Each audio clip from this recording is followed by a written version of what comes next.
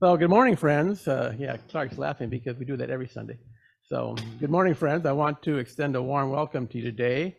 You're welcome here regardless of your age, your race, the gender with which you identify, or your income, educational level, or religion, who you love or who you vote for. You're welcome here regardless of the losses you have suffered, the regrets that burden you, or the mistakes you have made.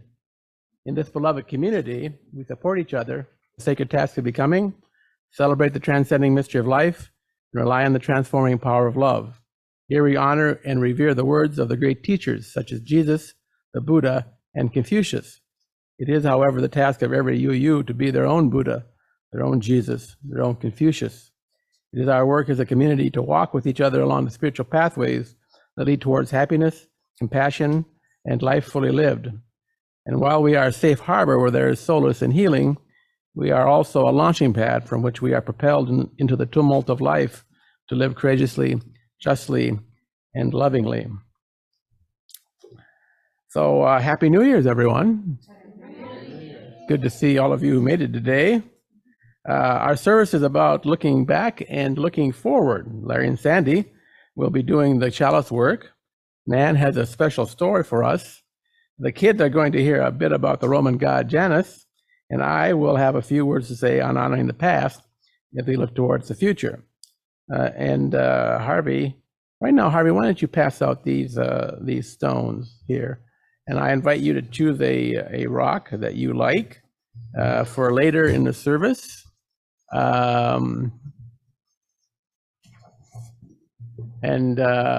Hopefully, so I'm not going to tell you just yet what the rocks are for, but they're important. For those of you on Zoom, any rock will do, or even a slip of paper. So let's now go to our announcements, which are printed on the back of your bulletin. Are there any announcements that need to be emphasized or accentuated, or do we need to add to the announcements here? No, I don't think we do, other than we have a soup kitchen, which is on there tomorrow, about a week from yesterday, next Saturday at 9 o'clock. Just report to the Benton Harbor Soup Kitchen at 9, and we'll have our vegetarian pizzas. And I don't think there are any others that need to be emphasized. So if not, let's continue with the Chalice lighting by Larry and Sandy Feldman. And Jim, would you light the chalice when they say the words?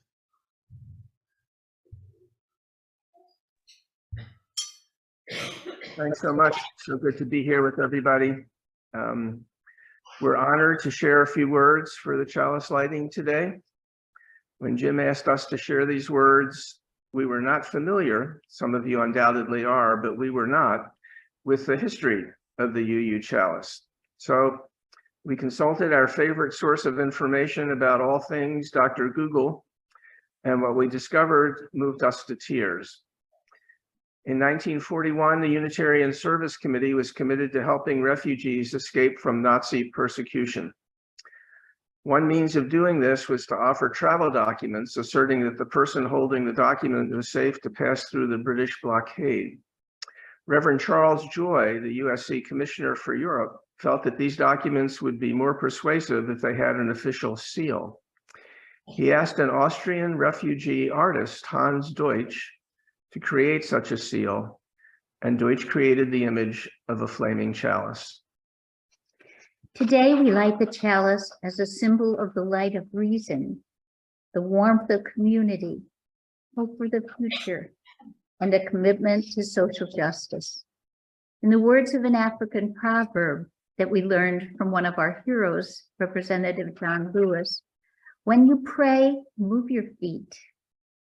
The chalice represents our commitment to continue the work of the Unitarian Service Committee and move our feet to help make this world a better place for everyone. Amen. Thank you, Larry and Sandy. That was very lovely. And now our opening hymn. And now our affirmation. Love is the spirit of this church, and service is its law. This is our great covenant, to dwell together in peace, to seek the truth in love, and to help one another. Okay. And now we have time for joys and concerns. And we usually start with the young ones. Are there any young ones here today who would like to share a joy or a concern? And thank you all for your generosity. So now it's time to have the story for all ages. And for that, if the young people would come up, and I have to say that as I see the general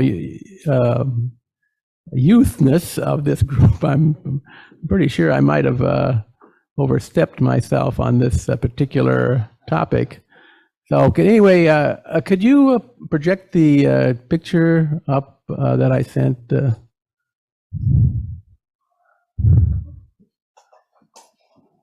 Okay.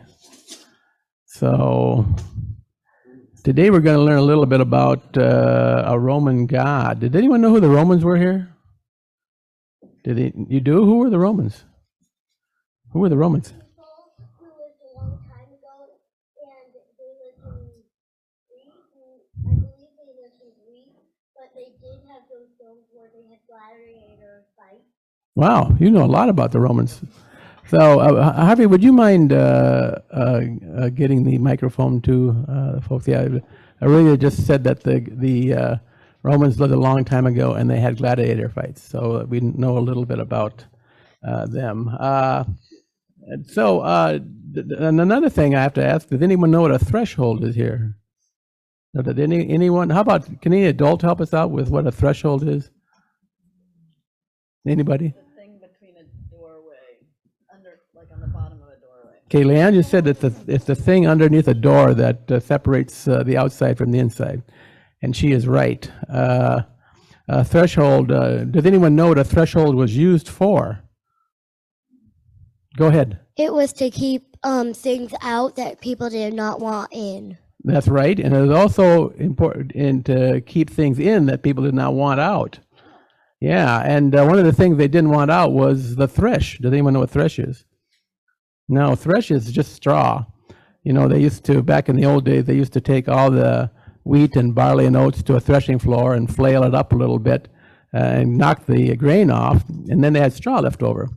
Now, back in those days, many people lived on dirt floors. So what they would do is they would take every harvest time, they would take some fresh straw and litter it around their house. So people had straw in their houses, just like animals have straw in their pens right now. But of course the straw wanted to drift out of the house, so they had a threshold. That was where they put the thresh, a hold, so that it would keep the straw inside. Now, did everyone see the picture up above? Did anyone notice anything unusual about that picture? Anything that he has two heads, are kind of like two faces on the same head. Well, that's, remember we were talking about the Romans. That's one of the Roman gods, Janus. And Janus gives us the word for January, because Janus has two faces, one looking back and one looking forward. And that was important back then because people, of course, just like us, we want to look back and learn from the past so that we can have a more hopeful future. So that's what Janus was about. He was a god of looking back and looking forward in hope. Now here's something I'm a little reluctant because I'm thinking I'm getting into a higher level here, maybe high school. But can anyone make any general statements about Janus that you would could think might be important? Go ahead, honey. What would you think?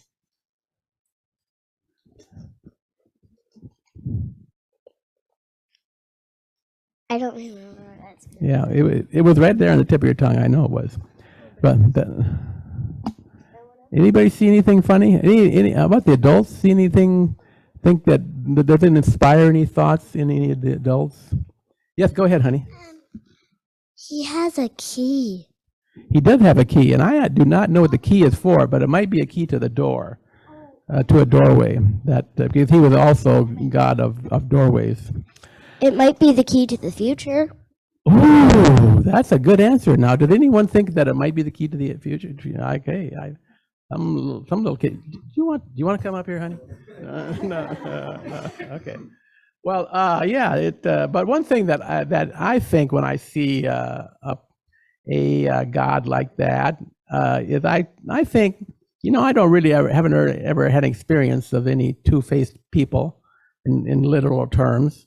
But it makes me think that maybe the gods are something that people have imagined. And now when I say they've imagined them, it doesn't mean they're not important, because we make the gods out of ourselves. So Janus looks like a god that we have made up. And I think that we made Janus up out of a part of ourselves, some of our own concerns, or some of our own, the dynamics of our own personalities. At any rate, but what I really want to say about that is that just because we make the gods up doesn't mean they're not important. They are, because they do represent important parts of ourselves. And also, there might be a God, beyond our imagination, beyond our way of thinking about gods. And I think it's okay to think that might be true too. So, at any rate, if you as you leave the sanctuary, I want you to jump through the open door there, because many people back in the day thought that there were demons waiting at the doorpost, and that was one of the things that Janus protected people from, was demons. So go ahead and take a jump, and some really big jumps too would be good. Go now in peace, go now in peace. May the spirit of love surround you everywhere you may go. That was some good jumping there. Tina didn't actually jump, but she took a really big step. So, okay. Now let's go to the Poet's Corner, and Nan has actually created just for us a story, The Tale of Three Tables, a ditty, she calls it. So Nan, please come forward and speak.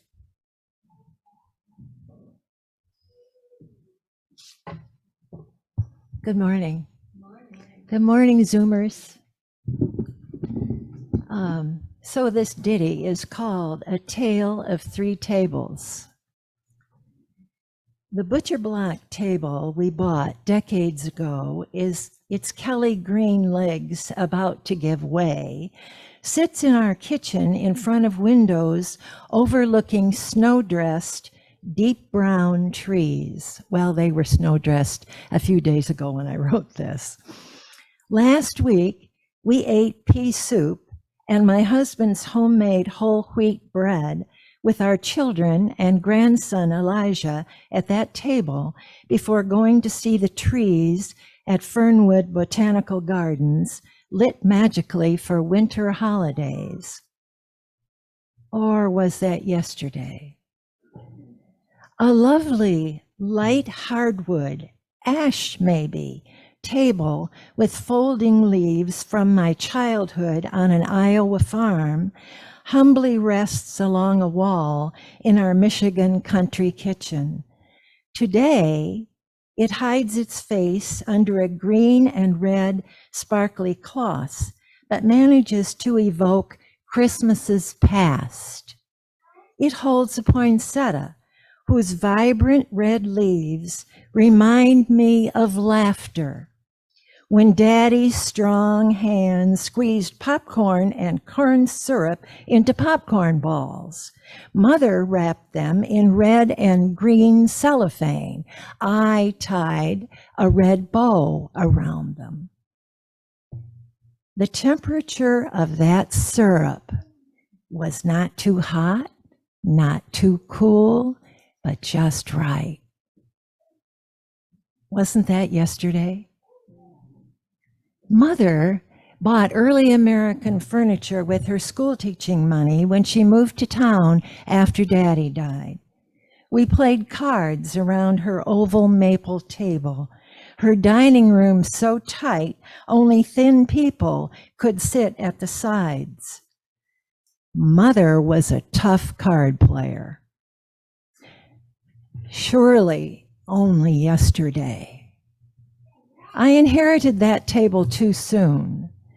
Elijah and I studied at it during the pandemic. 4th grade geography, math, English, and nature's miracle. A mother wren dipping in and out under the eaves, sticks and debris in her beak. We watched her through the wraparound windows that hold my writing room open to a different view every day. Now, Elijah is taller than I am. What?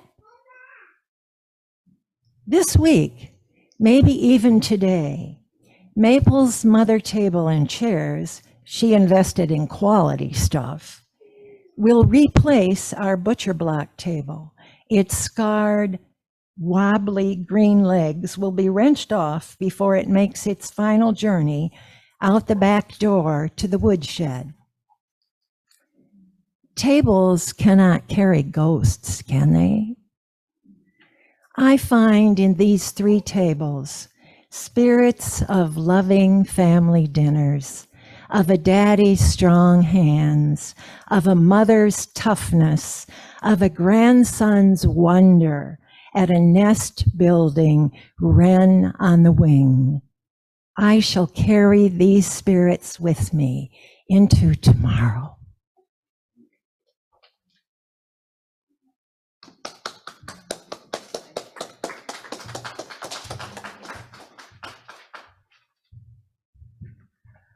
Well, thank you, Nan. That was delightful. I actually have a butcher block table with green legs, but it's not nearly as poetic as yours. So, okay, let's go on. Oh, I guess I'm up next. So let me begin. The title of this sermon is Looking Back, Looking Forward. Today is the first day and the first Sunday of 2023. It is appropriate that we do a little reflecting on what has brought us thus far and what our goals might be in the future. Let's begin by looking back, way back, at some of the people who laid foundations for Unitarian Universalism in the life of this congregation. The first person I want to look back on is the world's first recorded Unitarian. Can anyone tell me who that is? Ooh. Let me give you a hint. He took the world's most beautiful woman as a lover and fathered a famous king by her. Okay, Jim, you seem to know the answer to that, so could you, why don't you come on up and tell us who you think it is? Jim, are you talking about the Pharaoh Amenhotep? Indeed, I am. That is a really good guess. I'm a little surprised that you know that. Well, you shouldn't be surprised. After I retired, Lisa and I often hike in the mountains, and when I get to the summit, I like to pretend I'm the all-powerful Egyptian god Ra of the sun. Ah, you bear a striking resemblance. That sounds like an interesting hobby, Jim. Is it possible that you know some things about Amenhotep that would be interesting to those of us present here today? What a coincidence. I was writing notes about him this morning at breakfast. That is surprising. Could I tell you more? Please do. History's very first recorded Unitarian was an Egyptian pharaoh who reigned 3,300 years ago in the 14th century BCE. He was the 11th king in the 18th Egyptian dynasty. He began his reign as Amenhotep III. 5 years into his reign, he had a vision of one supreme god named Aton. Amenhotep changed his name to Akhenaten, which means sustainer of Aton. And because he was pharaoh, he had the power to change the religion of ancient Egypt from a rich polytheism to a stringent monotheism, Unitarian, if you will. This was very unpopular with almost everyone. When he died, the people rose up and struck his name from all the temples and toppled all the statues bearing his resemblance. He was referred to after his death as the criminal.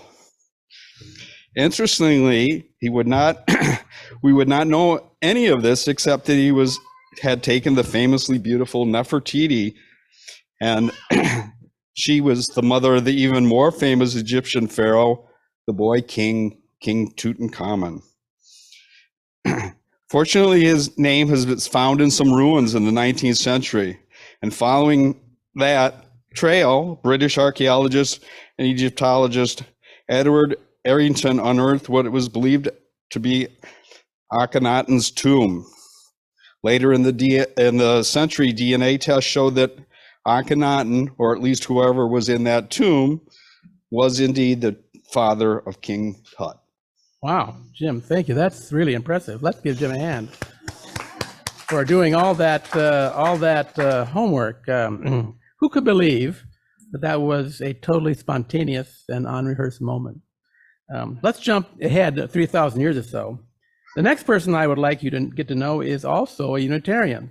I'm wondering if someone can guess who I am talking about when I give you the hint that this person was part of the entourage of King Charles V, ruler of the Holy Roman Empire, and was burned at the stake twice.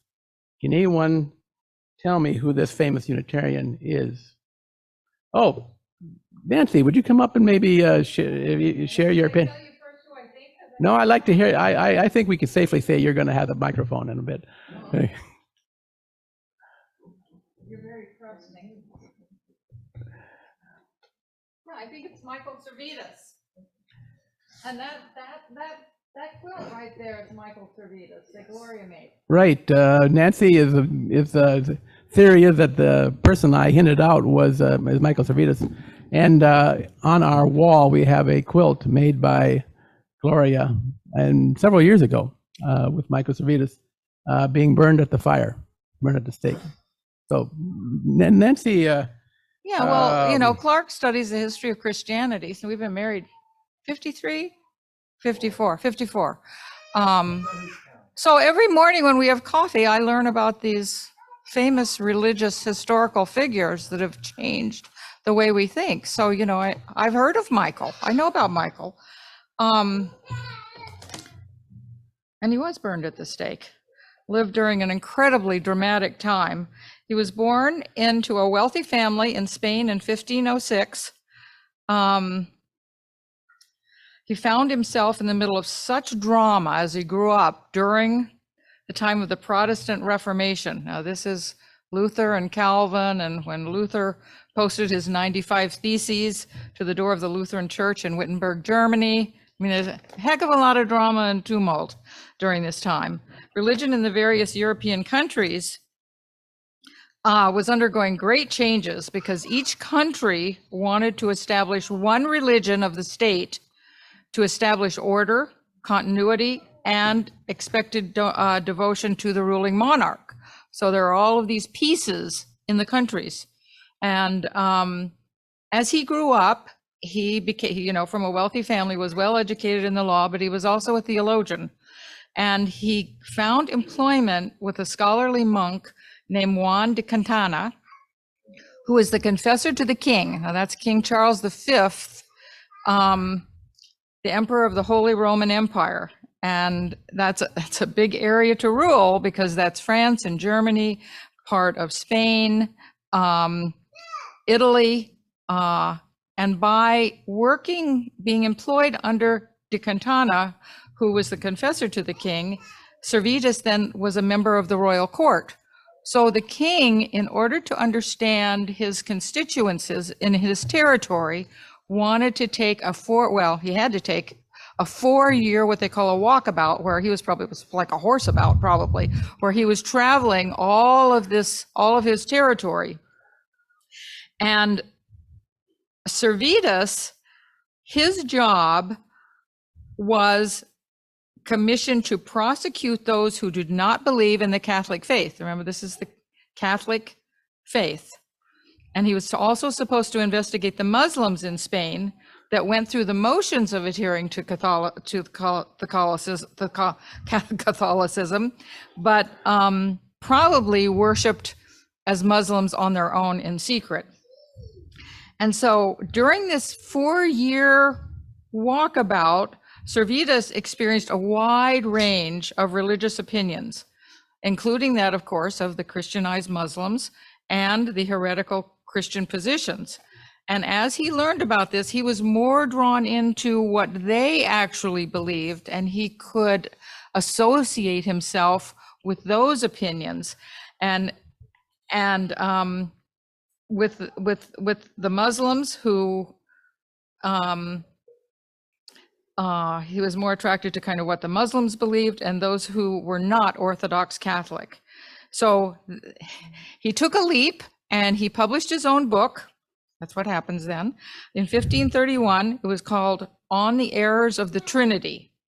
This was a direct affront to the Catholic teaching of the Trinity, that the one God exists in 3 persons and one substance, God the Father, the Son, and the Holy Spirit as distinct forms of the divine. Huge backlash, big trouble. Good trouble, but big trouble. He had to flee to Paris because he was afraid of being killed, and he lived under a false name. For about 12 years, he became a physician, he became a cartographer. He was speaking, but he was found.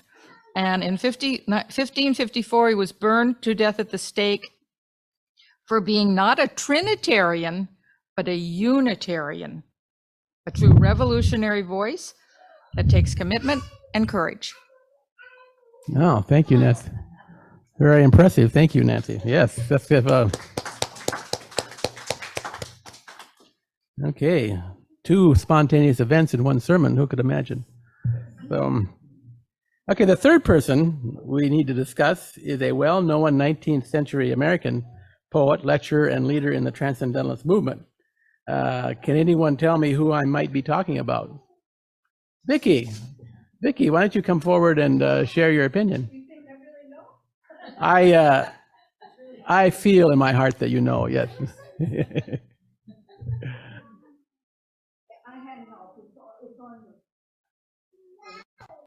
It's right up on the top of the banner. Yeah, I mean, actually, I was just thinking of Emerson. Vicki, you got to speak a little closer to the mic. I was just thinking of Emerson the other day. I was really kind of running out of energy, and I was looking at my refrigerator magnets where my fortunes are and all kinds of other things. And I had just been talking to my husband about thermodynamics, and he was telling me how energy is supposed to dissipate and whatever. And I was thinking, well, maybe that's how come I'm kind of feeling a little tired and losing my energy. But you know, that people really have a lot of energy, and all of this doesn't really quite make sense.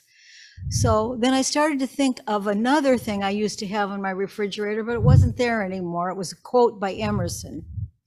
And I know the quote was, "Live in the sunshine, swim in the sea, and drink the wild air." And now that was about energy too, but that was kind of about using your energy in a positive way. I think that, and well, first of all, it made me think of using my energy by going south and enjoying the sunshine. But then I thought, well, no, that wasn't what Emerson was talking about. He was talking about using your energy by following your own individual messages, and not just because you don't understand something, not making you have inaction, making you, as everybody was saying, take action. And there's one part of Emerson, I know a lot of you probably know a lot more about Emerson than I do, but there was one part about Emerson, because I did look Emerson up, that I thought would be interesting to everybody. It was like, was he a Unitarian? Yes, he was a Unitarian minister. Maybe a lot of you know that, but he stopped being a Unitarian minister. They didn't burn him at the stake, but when he gave his viewpoints, nobody was happy with him.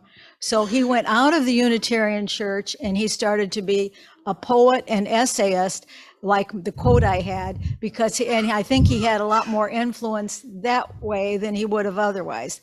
His most important or most influential moment by most people was 1838. So this is like 300 years had passed since they were burning people at the stake, but we might still been burning people at the stake. But when he made a commencement address at Harvard, and he told his opinions about, he didn't think that you should be guided exactly by and he was a Unitarian minister at the time, but he was speaking about not just should you be guided by the Bible and scripture verses, you should follow your own heart and do your own individual thing and pay attention to nature. And everybody thought it was just a terrible speech. It was really awful. They were all unhappy with him. So that was when he decided not to be a Unitarian minister anymore. He was going to go out and be a writer. But by being a writer, he became really the most influential Unitarian. And he is really one of the first people for our American Unitarian Church. And he is, Gloria got him right on the top of the banner, the transcendentalism and individualism, and Emerson is right up there on the top. And I saw Margaret Fuller is right down in our more recent history. So I thought that was really cool that Emerson's up there, and so are the Fullers. Is that what you wanted, Jim? Perfect. Yeah, thank you. Thank you, Vicki. So Emerson still has a lot of appeal in modern culture. A couple weeks ago, after finishing a meal in a Chinese restaurant, I broke open my fortune cookie and it read, "Man's mind is not a container to be filled, but rather a fire to be kindled." Now, this is not an Emerson quote, but it sure could have been written by him. So looking back at the lives of Amenhotep, Servetus, and Emerson, we see that the Unitarian Universalism stands on the notion that the integrity of the mind is sacred and that the real power to live creatively, compassionately, and justly resides in every human heart. This is the ground every UU stands on. On this ground, we have a strong vantage point for looking forward. As I look forward, I am mindful that humanity is underperforming. There are wars and rumors of wars, climate degradation, famine, disease, widespread addiction, and death by overdose. Almost daily mass shootings and attempts to overthrow our government. Jim? I'm wondering, Joan has her hand raised. Just a Joan minute. evidently has not. Just a minute. Can you hear me, Jim? Yeah, we can hear you, Joan.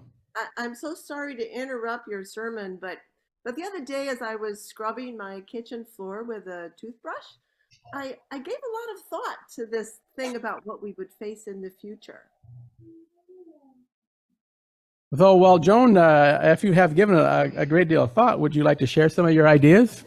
I would, Jim. I would. Thank you. I always carry a folded copy of my latest vision for Buff in my left shoe. But with my recent hip surgery, it's in my right shoe. So it's probably because I had it in my left shoe that I needed that dang new hip. But hold on, let me get it. Just a second here. Okay, wait. Okay. All right, good. Okay. All right. Yeah, Jim, I agree with you. There's a lot of bad news going on in the world, and we could be doing so much better. I think the problem is despair. People often despair because they feel as if they have no ground on which to stand and live their lives positively and compassionately. I believe that what UU offers is seriously a strong antidote for that despair. I've learned here at Buff that I am, according to the seventh principle, connected to everything in the universe. And through these billions and billions of connections and the connections I have with my beloved friends in this fellowship and outside, I'm better able to walk along a life path that enables me to live better with hope and joy and creativity and meaning. Now, this might sound a little arrogant, but I think there are many people in our society that are a little lost to desperation and anguish who could grow toward more wholeness with experiences as we often get at Buff. And I don't want to share this with people in kind of a preachy way or other size, evangelicize or other size way. I want to learn how to speak better to others the language of my heart as it informs me, as the spirit of life informs me. So I think we at Buff must also continue with our outreach, our social justice work, our teaching ministries, which you got to say are pretty impressive for a small community like ours. Oh, and we also need to get a new vacuum cleaner. I just wanted to throw that into the life vision. We must continue to do these things, however, as we're illuminated by the connections we have at Buff. To quote from Shakespeare, though Buff be little, Buff be fierce. That's Shakespeare, Jim. That's Shakespeare. That's all I wanted to say. Thank you, Joan, for those spontaneously brought forward moments. Let's give everybody a round of applause who, Jim and Nancy and Vicki and Joan. Thank you all four for going along with this today. It seemed like a fun New Year's way to do things. Sometimes, as I look into the future, sometimes I feel we are, or at least I am, like the Hebrew people of old, wandering in a wilderness. Though we are not headed towards a promised land or some shining city on a hill. Maybe all we really have is the faith within ourselves that the wilderness itself sustains us.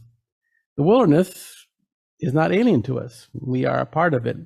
It is a living, dynamic thing. We are of it in such an intimate way that it is our true identity. It is who we are. The wilderness is vast, unbounded, and scary, very, very scary. And it is good. It is our home. It is our family. It is our bodies. It is our souls. So Emerson said, and I like this one, do not go where the path may lead. Go instead where there is no path and leave a trail. And now, my friends, how many of you availed yourself of the rocks? Did you get your rocks? Yeah, okay. So here's what an exercise. We're going to have a meditation.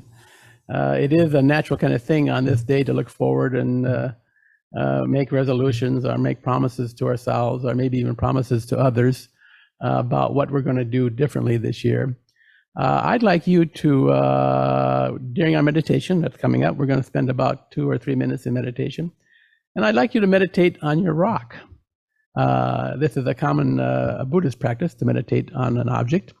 And I'd like you to, if it comes to you, I'm looking for a word, I'm hoping you're looking for a word will come up such that you maybe think this word might be important to you in the coming year. The word might be courage. Or I know my word is going to be patience, because I have a little trouble with that, patience. Also, the word could be forgiveness. Actually, earlier this week I had a little sermonette to one of my sons. Two of my sons are on the outs with each other. They're grumpy, very grumpy with one another. I said, well, I want you guys to work it out, figure it out. And my son Dad said, well, what should we do? And I said, I don't care what you do, just figure it out. You guys need to remember that you're brothers. Well, why should I, Dad? And I said, well, hey, here's my vision. Someday you're going to be a pallbearer at my funeral, right? And you're going to be carrying me along, and then you're going to get in a fight and drop me. I don't want that to happen at my funeral. So please find a way to heal the relationship that you have with each other. So there are lots of words that you could use. It could be kindness or compassion. But let's bow our heads now and for a few moments of silent meditation. And if a word comes to you, I invite you to, when you go home from here, to write that word with a Sharpie on your stone, or to just write the first letter of the word on the stone and place it on the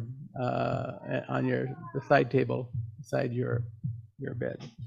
So let us begin. Let's just take a deep breath and put our feet flat on the floor and just breathe and focus on what the rock might be wanting to tell you.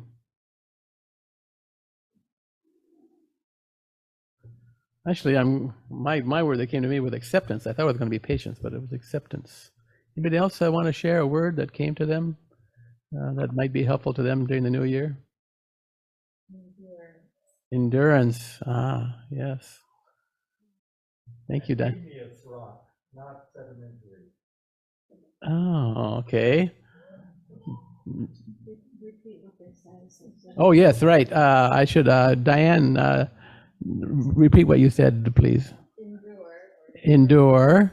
And Clark said an igneous rock, not a sedimentary rock. Do you have an igneous rock or an sedimentary? Oh, okay. Okay. I was meditating on the rock. Okay. Okay. Thank you. Did it ignite anything in your psyche? Not directly. Okay. and Clark said not directly, but indirectly.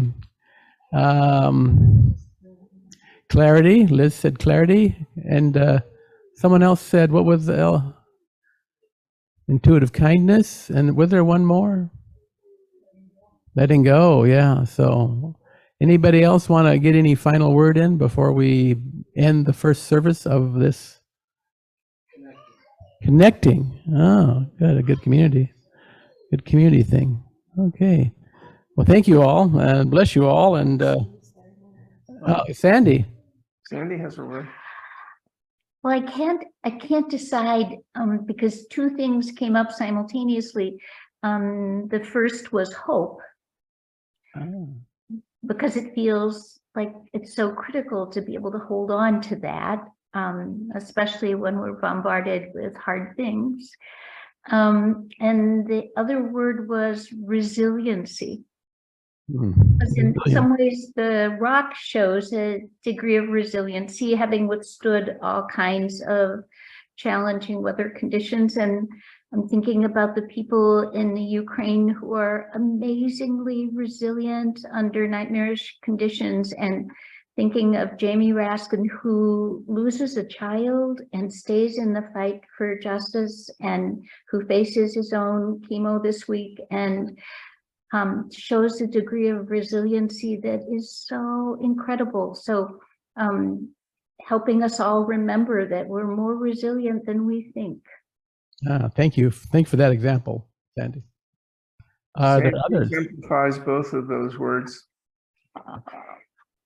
Say that again, Larry. Sandy exemplifies both those words. Yes, she does. You're a lucky guy, Larry. I agree. Me too. Are there others that would like to share? If not, let's continue with our service. And thank you to everyone who shouted out. In My Life by the Beatles. Larry and Sandy, if you will say the words, and maybe Leanne would extinguish the chalice while you do.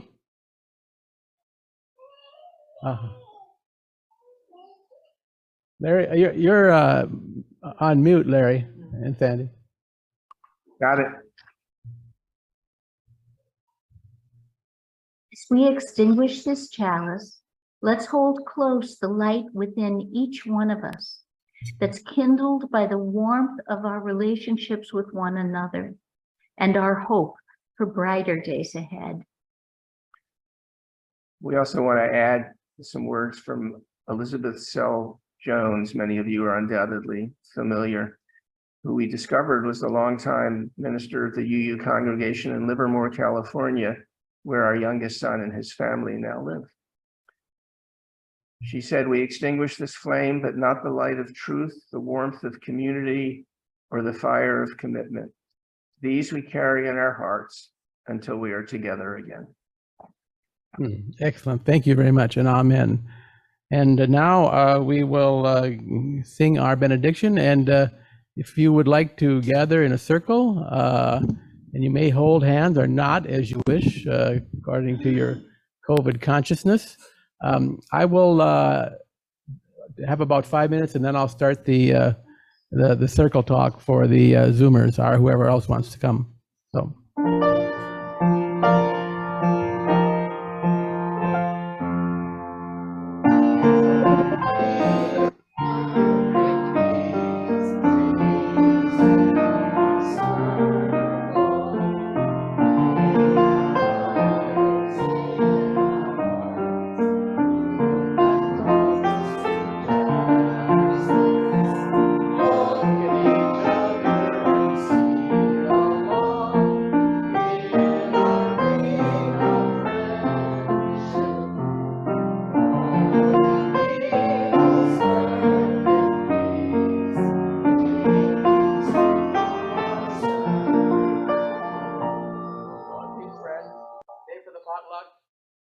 and Universalist, Unitarian Universalist, very good at talking.